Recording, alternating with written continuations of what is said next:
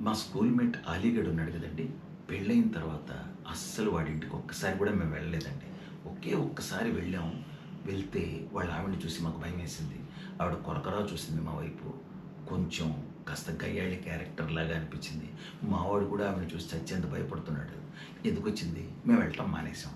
అయితే ఈ మధ్య పాపం ఆవిడ ఏదో క్యాన్సర్ ఏదో వచ్చి పాపం పోయారండి. సరే ఆవిడ శ్మశానానికి తీసుకెళ్తే మేమంతా శ్మశానానికెళ్ళాము. ఒక 10 నిమిషాల తర్వాత క్రెమేషన్ అదేదో ఉంటది కదా! అది అయిపోయిన తర్వాత 10 నిమిషాల తర్వాత విపరీతమైన పిడుగులు, పెద్ద వర్షం, మెరుపులు, పిడుగులు, వర్షం అన్నీ మొదలైపోయాయండి.